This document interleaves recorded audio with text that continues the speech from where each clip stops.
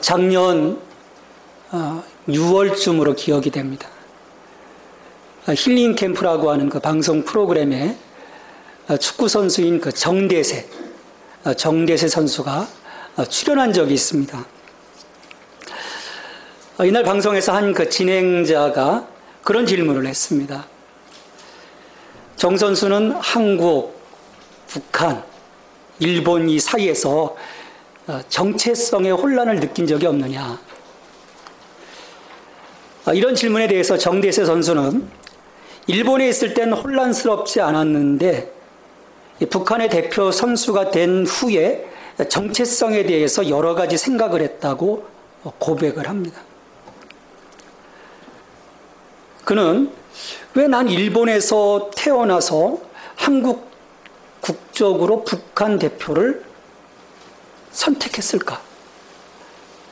그 부분에 대해서는 지금도 계속 생각하고 있는데 답은 아직 못 찾았다는 거예요. 자신을 지켜보고 키워준 나라 북한, 그리고 태어난 나라 일본,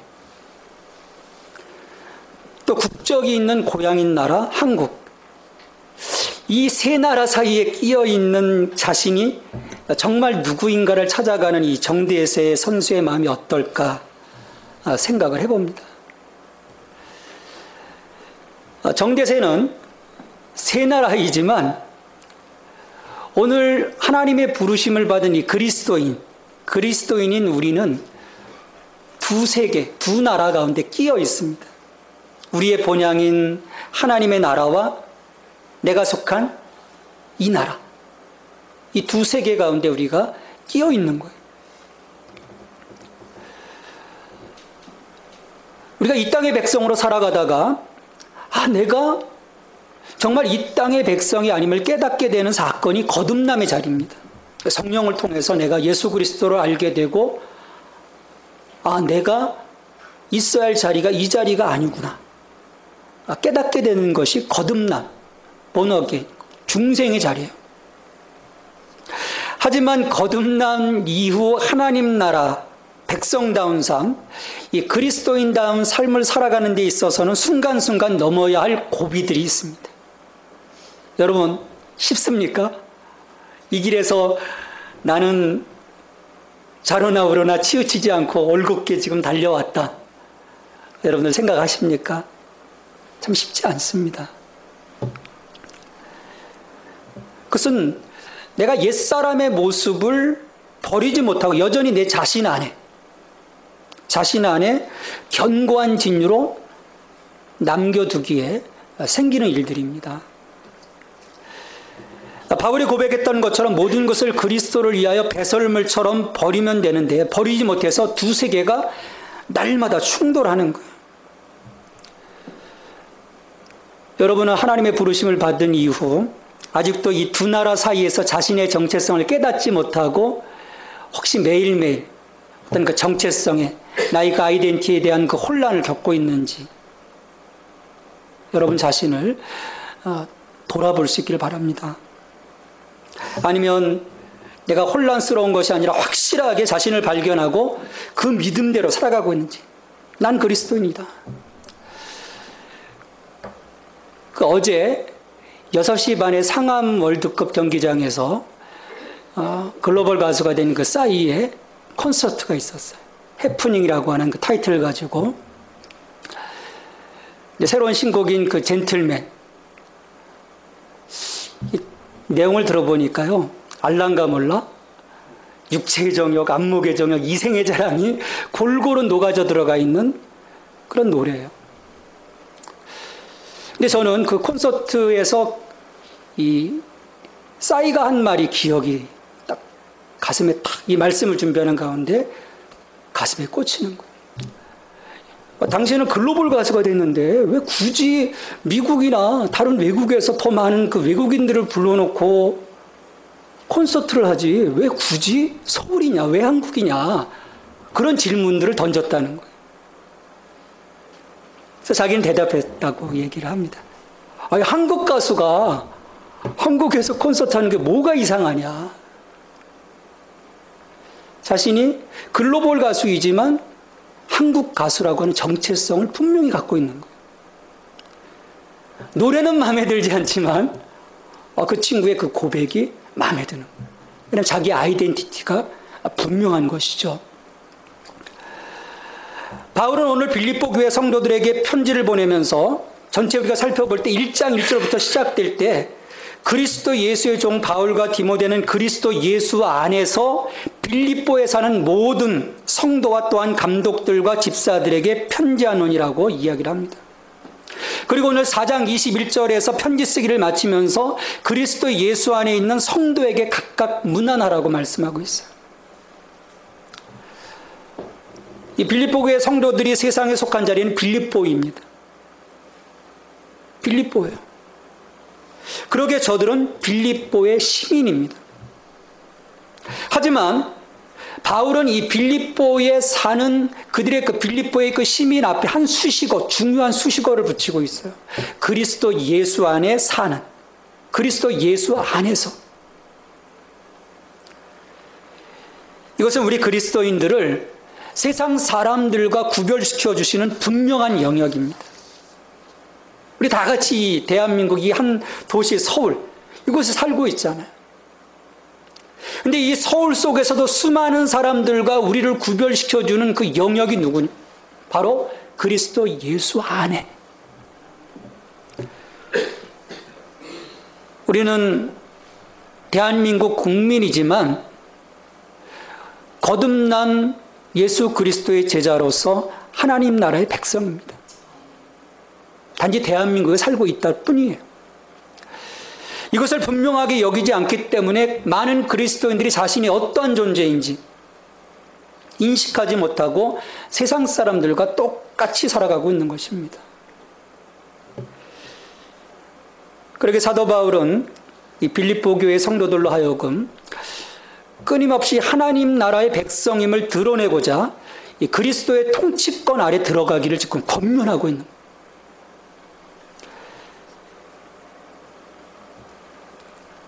빌립보 시민이지만 이 빌립보 교회의 이 성도들이 예수 안에서 모든 것이 이루어져야 하는 거예요.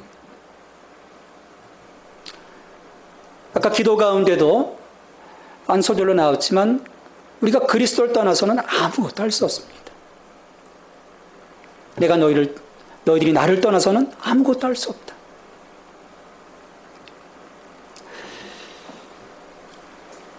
우리 예수 생명교회 모든 성도들, 그리스도 예수 안에서 살아감을 통해서 주님 주시는 그 능력과 소망과 믿음 안에서 모든 것을 이루어 가시는, 그래야 우리가 마지막 날 허물 없이 하나님의 영광으로 하나님 앞에 설 수 있는 것입니다. 우리가 이 신앙이 없을 때, 이 마지막 때, 이 종말을 살아가는 우리의 신앙이 와해되고 말 거예요. 내가 누구인지조차 알지 못하고 그냥 그렇고 그러한 모습으로 살아가게 될 것입니다. 그렇다면 오늘 우리가 예수 그리스도 안에 있다는 것은 무엇을 의미하는 것일까요? 예수 그리스도 안에. 이 빌립보서 말씀을 쭉 읽어가면 예수 그리스도 안에, 주 안에 계속해서 반복이 됩니다.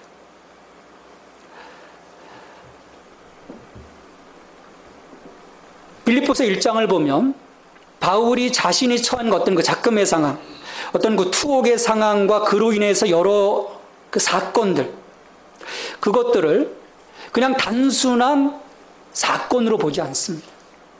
구속사의 시각으로 바라보는 거예요. 그리스도 예수 안에서 이 모든 것들이 하나하나 이루어지고 있다고 그는 믿습니다. 이게 굉장히 중요한 시각이에요. 구속사적인 시각입니다. 우리는 보통 어떤 사건들이 일어나면, 내게 어떤 불행한 일들이 일어나면, 어려운 일들이 일어나면 인간적인 시각으로 접근해 들어가 거기에 대해서 불평하고 힘들어합니다.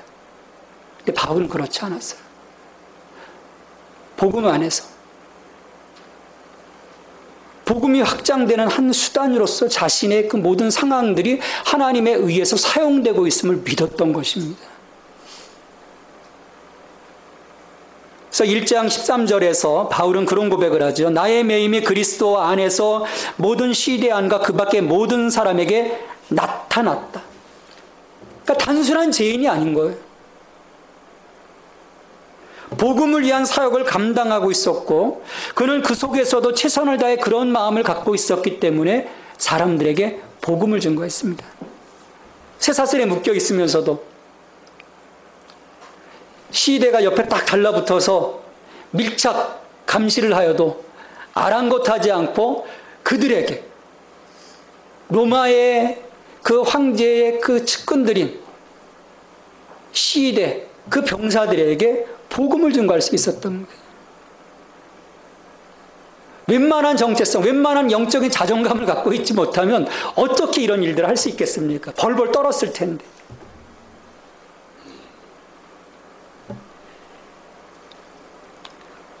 반면에 바울이 그런 인식을 하지 못했다면 어떻게 의연하게 자신의 상황을 해석할 수 있었겠습니까? 진짜 우리가 그리스도인으로서 예수 그리스도 안에서 살아가고 있다면 바울처럼 지금 내 삶의 주변에서 벌어지고 있는 그 모든 상황들을 구속사적인 시각으로, 복음의 시각으로 우리가 바라볼 수 있어야 합니다. 근데 그러지 못하면 우리가 쉽게 넘어집니다. 그리고 이렇게 쉽게 넘어지는 것은요, 누가 가장 좋아합니까? 사탄이 가장 바라는 바예요. 그래서 우리의 눈을 가리고자 합니다. 우리의 길을 막아버리는 것이죠. 이것을 넘어서기 위해선 우리는 이 복음의 패러다임으로 세상을 바라볼 수 있어야 합니다. 우리의 마음의 창을 갈아버려야 돼요. 여전히 바꾸지 않는 한, 내가 예수 믿기 이전의 그 패러다임으로 세상을 바라보는 한, 우리는 은혜의 자리 가운데 예수 그리스도 안에서 결코 살아갈 수가 없기 때문입니다. 그러나 우리가 지금도 주님이 날 이끌어가고 계셔, 확신할 수 있다면, 신뢰할 수 있다면 그 어떤 혼란도 우리는 겪지 않게 될 것입니다. 여러분 지금 뭔가 어려움이 있습니까? 답답함이 있습니까? 뭔가 꼬이고 있습니까? 믿음의 눈으로 바라보시길 바랍니다. 그러면 열려질 줄을 믿습니다.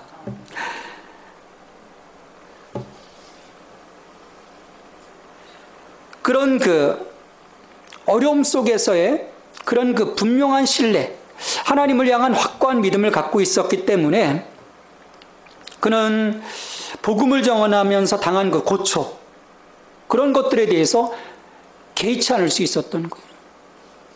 왜냐하면 그 1장 29절에서 그 사도 바울이 그런 고백을 합니다. 그리스도를 위하여 너희에게 은혜를 주신 것은 다만 그를 믿을 뿐 아니라 또한 그를 위하여 고난도 받게 하려 하심이라. 고백을 합니다. 우리에게 은혜도 주시지만, 그래서 그를 믿도록 하시지만 동시에 고난이라고 하는 부분도 사용하신다는 거예요.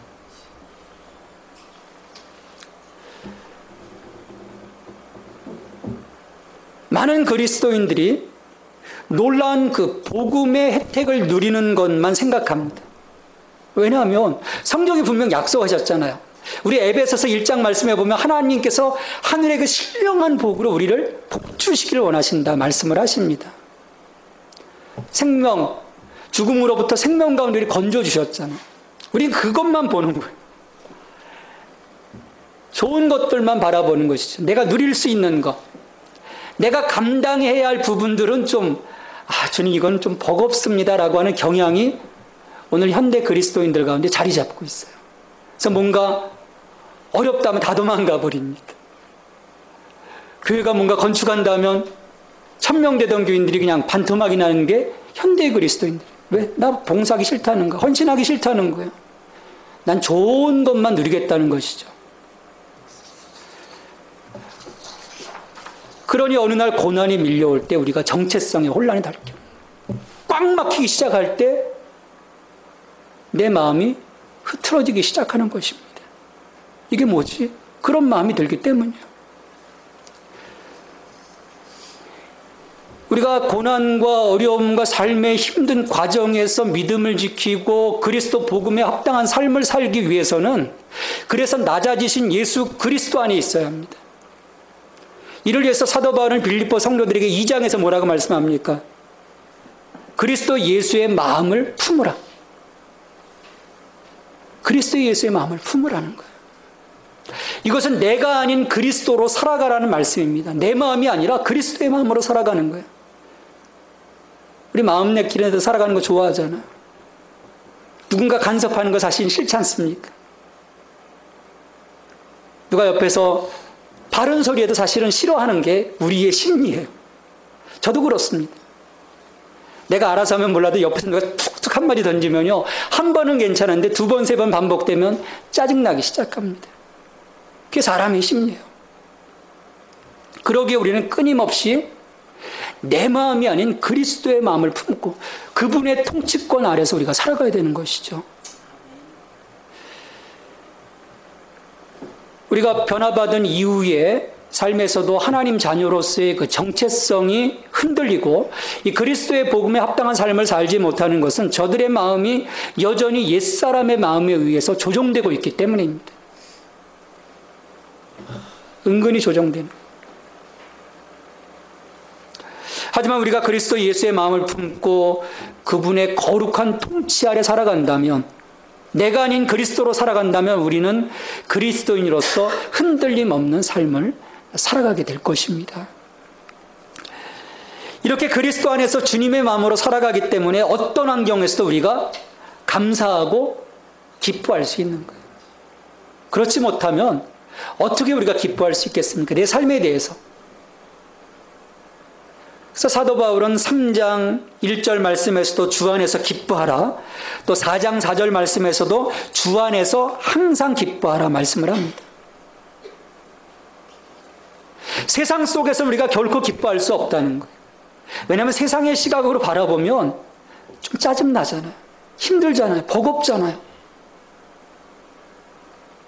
그러나 주 안에서 바라보면, 주님의 마음을 품고 이 땅의 모든 것들을 바라보면 감사할 수 있는 거예요. 기뻐할 수 있는 거죠. 그것은 그리스도 안에서 하나님의 평강이 우리 마음과 생각을 지켜주시기 때문입니다. 잡아주시는 거죠. 흔들리지 않게, 고민하지 않게.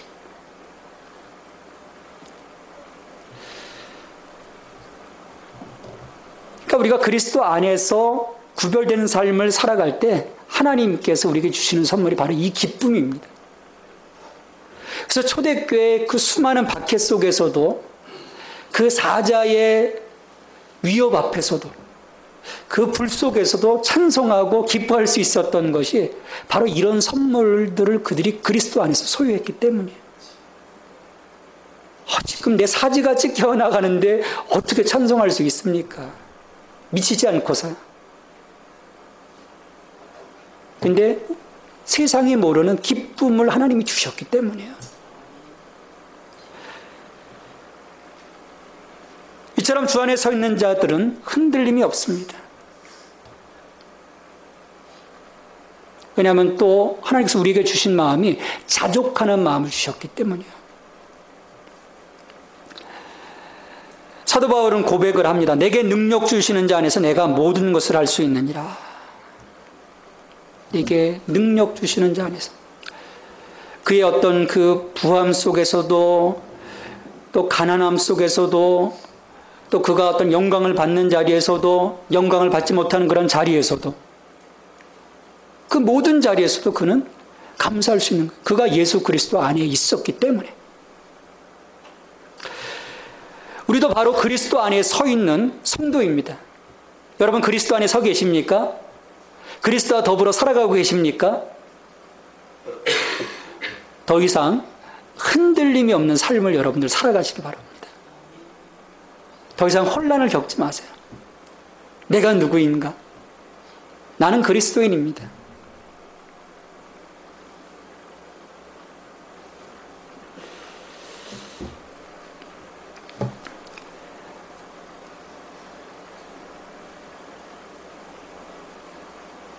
아마도 혼자라면 참 이 일은 또 쉽지 않을 거예요.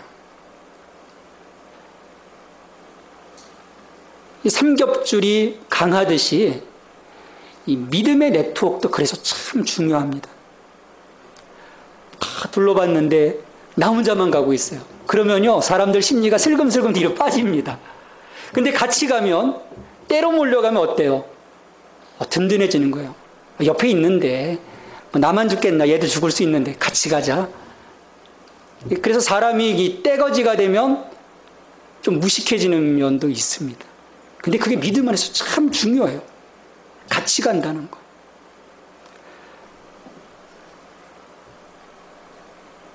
오늘 그 본 말씀 21절에서 바울은 빌립보 교회 성도들에게 그리스도 예수 안에 있는 성도에게 각각 문안하라고 말씀을 합니다.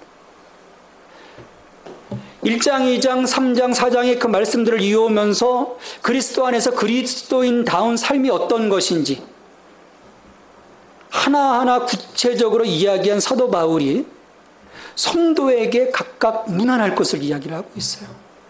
그리고 바울과 함께한 디모데 어떤 그 영적인 지도자들과 함께 문안하라. 어떤 성도의 교제를 나눌 것을 권면하고 있습니다. 이게 뭘까? 우리 안에서 아름다운 성도의 교제가 이루어져야 한다는 거예요. 서로의 돌아봄이 있어야 한다는 것입니다. 요즘 그 교회가 대형화되면서 성도의 교제가 많이 약화됐습니다. 물론 셀, 또 순, 구역이라고 하는 작은 공동체를 통해서 어떤 성도의 교제를 이루긴 하지만 그럼에도 불구하고 많이 약해졌어요. 그래서 예배 시간 1시간 왔다가 급하게 가는 썬데이 크리스찬들이 많습니다. 이런 그 작은 모임 속에 들어간 사람들은 프로테지가 그렇게 높지가 않아요. 그러다 보니까 함께하는 성도라고 하는 끈끈함이 우리 가운데 사라지고 있습니다. 물론 우리 예수생명교회 서로 돌아보면 다 보이는 작은 공동체이기 때문에 우리 가운데는 끈끈함이 있어요. 그러나 한국교회 안에 이런 끈끈함들이 서서히 사라지고 있습니다.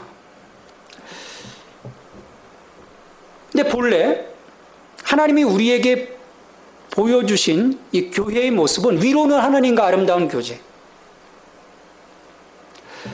더불어서 옆으로는 함께하는 그 지체들과의 교제가 우리 가운데 이루어져야 합니다. 이를 통해서 우리의 믿음이 성숙해질 수 있어요. 우리가 위만 바라보다 보면 내가 어떻게 가고 있는지 볼 수가 없습니다. 근데 옆을 바라보면요, 함께 교제하고 함께 끌어주는 그런 그 아름다움이 있을 때는요, 서로가 서로를 보게 됩니다. 같이 크게 되는 것이죠. 물론 같은 성도라고 해서 다 마음에 드는 것은 아닙니다. 나는 잘하고 있는데 저 옆에 있는 친구는 정말 못할 수도 있어요. 마음에 안 들 수도 있어요. 그리스도인이라고 하기에는 너무도 부족할 수 있습니다. 또 보면 그냥 싫은 사람이 있어요. 왠지 정이 안 가는 사람도 있을 것입니다. 그러나 하나님은 그들을 통하여서도 영광을 받으시길 원합니다. 그러기에 사도 바울은 갈라디아서 6장 2절 말씀에서 아주 중요한 공동체 원리를 이야기를 합니다. 너희가 짐을 서로 지라. 그리하여 그리스도의 법을 성취하라. 자기만 잘났다고 나만 지고 가면 돼. 그게 아니라 딱 보니까 정말 못하는 거예요. 정말 버거워하는 거예요. 그러면 그 짐을 서로 지어주라는 거예요. 내 짐도 지지만 약한 지체의 짐을 져줄 수 있는. 왜냐하면 교회 공동체는 그리스도 안에서 하나된 몸이기 때문입니다. 여러분 몸이 한쪽이 아프면 다른 쪽이 평안합니까? 저 얼마 전에 그 편두통이 와가지고요, 너무 힘들었어요. 여기만 아팠을까요? 여기가 아프니까 온몸이 다 아픈 거예요. 우리 교회의 모습이 그렇습니다. 같이 건강성을 찾아갈 때 교회가 건강한 것입니다. 그리고 성도가 평안함을 누릴 수 있어요. 이러면 어떻게 사탄이 우리를 흔들 수 있겠습니까? 딱 잡고 있는데, 믿음의 그 네트워크가 이루어지고 있는데, 그리고 우리가 흔들리지 말아야 할 것은 하나님께서 이미 우리에게 주신 그 나라, 이 하나님의 나라가 흔들리지 않는 나라이기 때문이요. 흔들리지 않는 나라를 유업으로 받은 것입니다. 그래서 히브리서 12장 28절 말씀에서 그러므로 우리가 흔들리지 않는 나라를 받았은즉 은혜를 받자. 이로 말미암아 경건함과 두려움으로 하나님을 기쁘시게 섬길지니라고 말씀을 합니다. 요즘 하나님의 마음에 기쁨을 주는 삶을 살고 있습니까? 여러분 바라볼 때 우리 스바냐 3장 17절 말씀에 보면 하늘 보좌에서 우리를 바라보시면서 하나님 기뻐하신다고 했잖아요. 우리의 이름을 부르시면서. 우리 이름을 바라보면서 얼굴을 찌푸리신다면 우리의 이름을 부를 때마다 기뻐하시는 하나님.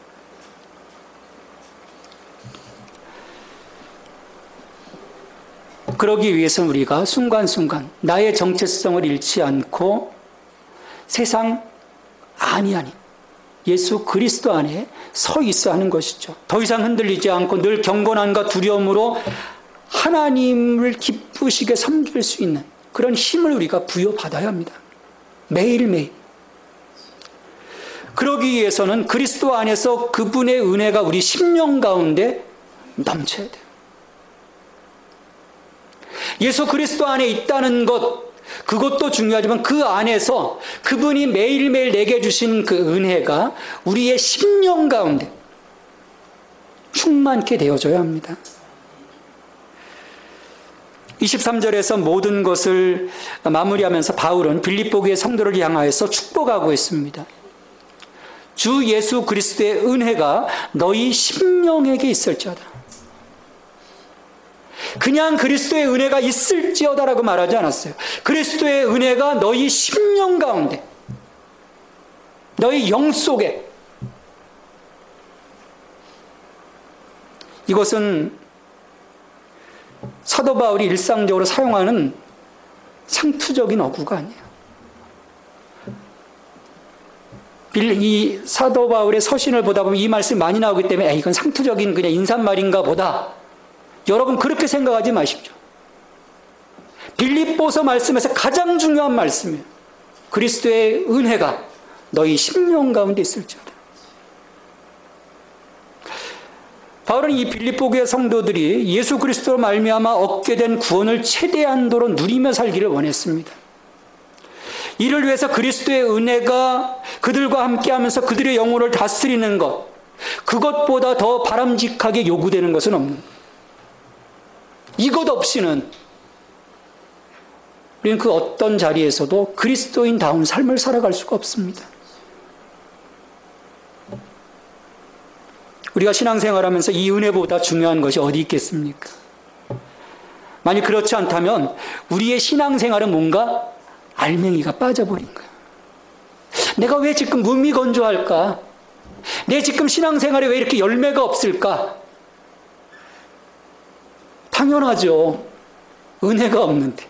내 심령 가운데 은혜가 주어지지 않았는데 어떻게 우리가 그런 열매들을 맺을 수 있고 내 삶이 뭔가 풍성함을 누릴 수 있겠습니까?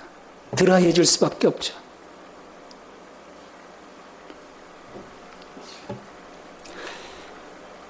여기에 지금 교회 안에서 벌어지고 있는 수많은 문제들의 원인이 있습니다.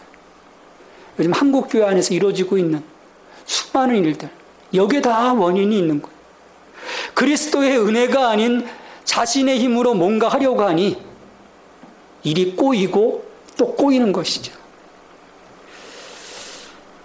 은혜는 하나님께서 우리들을 살피시고 우리들의 참 모습에도 불구하고 그에게 해당되는 모든 것, 우리들의 어떤 허물, 약함, 그 모든 것에도 다 불구하고 우리를 축복하시는 것이 은혜입니다. 죽을 수밖에 없는데 그 죽음 가운데서 우리를 건져주신 것이 바로 은혜예요. 이처럼 은혜는 인간의 공로에 의지하지 않습니다. 왜냐하면 우리 에베소서 2장 8절 9절 말씀에서도 말씀하고 있지만 자랑하지 못하게. 참 우리는 자랑하기 좋아하잖아요. 뭐가 하고 나면 자랑합니다. 내 공로를 내세우죠. 근데 이 은혜는 결코 인간의 근거에 공로하지 않습니다. 오직 예수 그리스도의 공로를 의지하여 우리가 받을 수 있는 것이죠. 그리고 그 무엇보다도 그리스도의 은혜가 우리에게 중요한 것은 그리스도인의 구원의 처음이자 마지막이기 때문입니다. 고린도후서 8장 9절 말씀에서 우리 주 예수 그리스도의 은혜를 너희가 알거니와 부유하신 이로서 너희를 위하여 가난하게 되심은 그의 가난함으로 말미암아 너희를 부유하게 하려 하심이라 했습니다. 이 은혜가 없다면 우리는 어떤 믿음도 구원도 소유할 수가 없는 것이에요. 그냥 가난하게 살 수밖에 없는 거예요. 아무것도 없는. 그래서 결국 심판받아야 될 삶의 자리로 떨어지고 마는 것입니다. 하지만 그리스도의 은혜가 처음부터 끝까지 우리 구원의 전체에 대한 책임을 지기 때문에 오늘 우리가 여기 있는 것입니다. 내 공로로 여기 있는 것이 아니에요. 그리스도의 은혜가 나를 책임져 주기 때문에, 나를 붙잡아 주기 때문에 여기 있는 것이죠. 근데 이런 그리스도의 은혜가 우리 심령 가운데 주어져야 합니다. 우리의 심령은 우리의 가장 깊은 속에 있는 고차원적인 감각기관입니다. 하나님이 우리의 영을 창조해 주셨어요. 그래서 우리의 이 심령, 우리의 영이 올바르다면 우리 주변에서 일어나고 있는 일들에 대해서 우리는 올바르게 대처할 수 있습니다. 하물며 예수 그리스도께서 온전한 은혜 가운데 우리의 영혼을 인도하고 계신다면 어떤 일들이 일어나든 간에 우리는 괜찮을 거예요. 이겨낼 것입니다.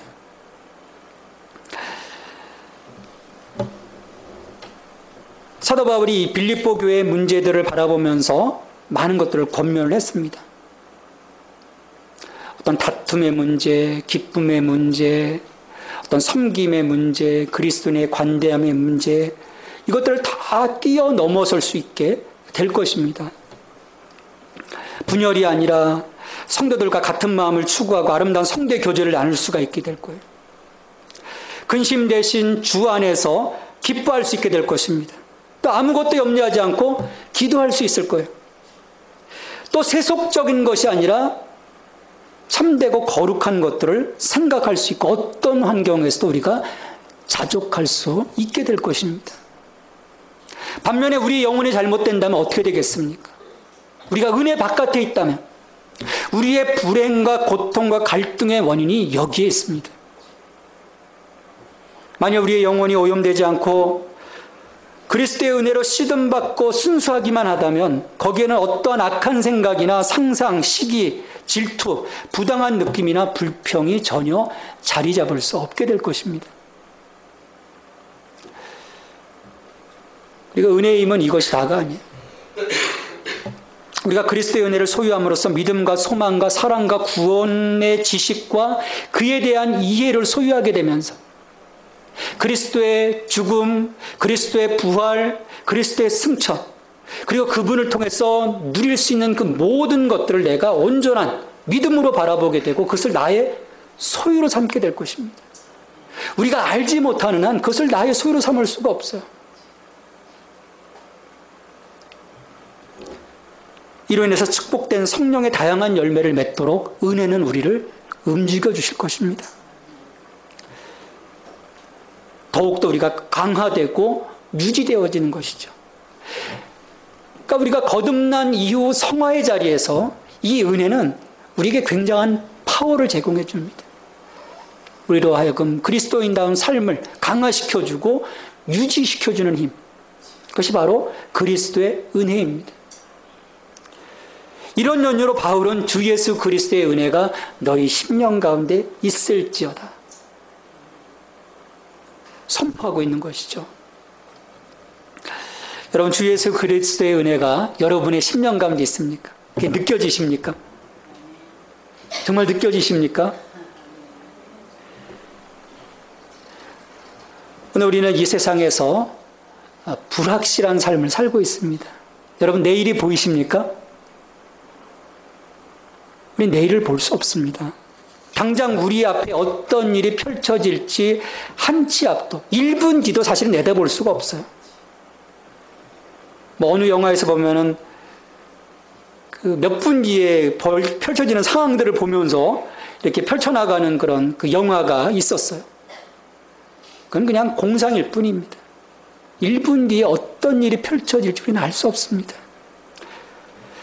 그렇지만 그리스도의 은혜가 우리 가운데 있다면 그런 불확실함 속에서도 우리들을 붙들어 주시고 격려해 주실 것이기 때문에 우리는 불안해하지 않습니다. 흔들리지 않습니다.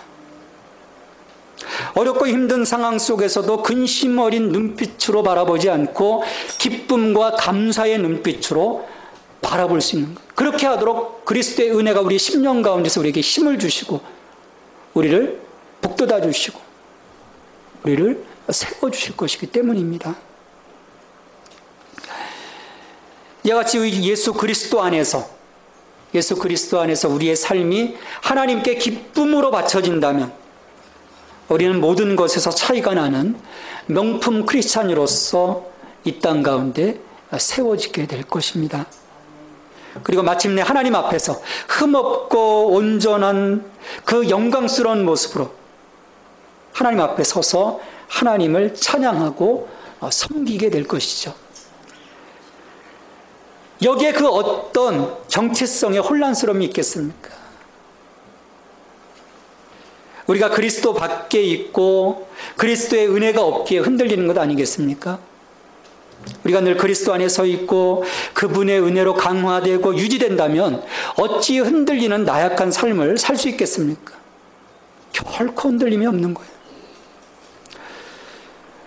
우리는 이 빌립보서를 써내려가는 바울의 모습을 통해서 그 능력을 확인할 수 있습니다. 그가 그리스도를 본받아 그리스도 안에서 살았기 때문에 이런 고백들이 나오는 거잖아요. 그리고 오늘 우리가 예수님처럼 바울처럼 살 수 있다면 그런 믿음의 노래를 우리가 부르게 되는 것입니다. 이런 샘플이 없다면 우리가 어떻게 이 말씀이 내게 적용될 수 있겠습니까? 오늘 이 믿음을 갖고 그리스도 예수의 은혜 안에서 이 놀라운 은혜의 힘으로 살아가는 하나님의 백성들, 하나님 나라의 시민이 되기를 간절히 바랍니다. 하나님 감사합니다. 그리스도 예수 안에서 살아가게 하신 축복에 감사드립니다. 흔들림 없는 나라를 유업으로 받은 성도로서 이 땅을 살아가며 언제나 흔들림 없는 삶을 살아가게 축복하여 주옵소서. 이를 위해 우리 안에 그리스도의 은혜가 충만하기를 소망합니다. 그 은혜가 우리의 심령을 이끌어가고 우리를 강화시켜 주시고 유지시켜 주시고 이 세상에서 능력 있는 그리스도인다운 삶을 살아갈 수 있도록 도와주시옵소서. 저에게 은혜를 베풀어 주시는 예수 그리스도의 이름으로 기도하옵나이다. 아멘.